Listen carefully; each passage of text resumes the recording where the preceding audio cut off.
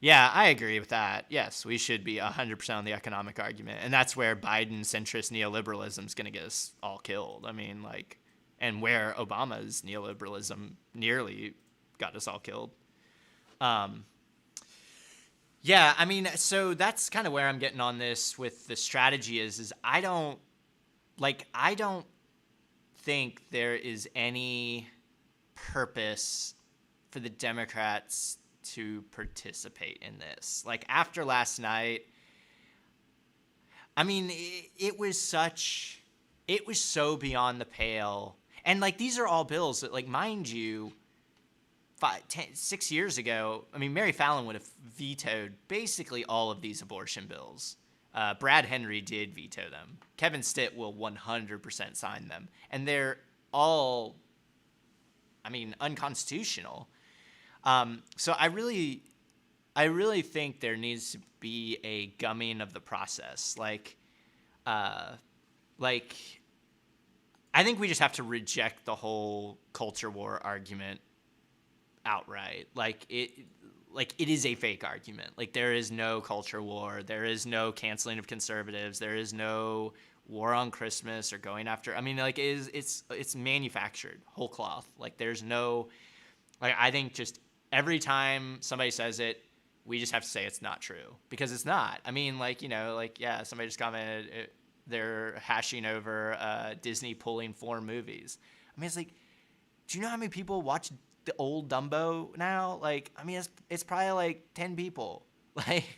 Like, and yes, it's full of racism and horrible shit. So it's like Disney's not doing it because it's some, culture war thing. They're doing it because like nobody watches that shit and is racist. Like, times change. Sorry, conservatives, but that's the way the world works. Um, it's just, yeah, seriously, the solidarity these Republicans have. They say they're upset Stitt, but there is no pushback, yeah, on any of these guys. And that's where I think if the Democrats were a little savvier and a little more vicious, you could like create that rift because like in every single one of these debates, it's the same dumbasses. Stiegel, Humphrey, like, I'm JJ Humphrey, and I'm here to tell you I'm gonna debate this. And it's theatrics. I mean, he just likes to hear himself talk. Like the dude's a grade A moron asshole.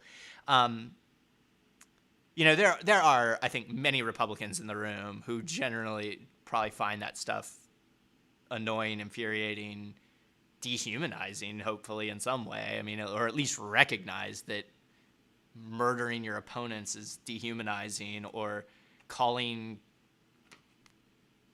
you care about colored babies, like the one we can show the clip here in a second. I mean, like, it's all just dehumanizing, like, horrible stuff.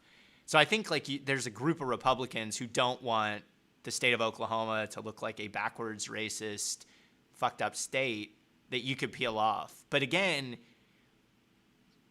you have to put it on them. Like, instead, it's like we're just fighting their frames over and over and over.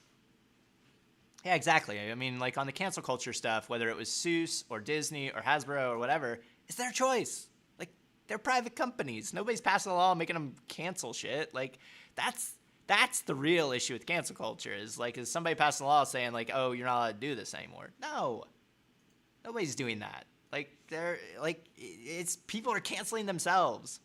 And that's even the argument like for cancel culture in like higher ed or whatever. It's like in 100% of those cases, the people being canceled are just being assholes. Like, they're just jerks. And, should we cancel every jerk? I think the bar maybe should be a little lower in some cases. But one, they're never canceled. They always get other jobs. And in fact, in many cases, like even Dr. Seuss this time around, was like, I think Seuss was like 20 of the top 40 books on Amazon or something. I mean, so like it led to like a sales explosion. So it's like, or like that the country artist that said the N-word. Like he like broke some record for like number of weeks at #1.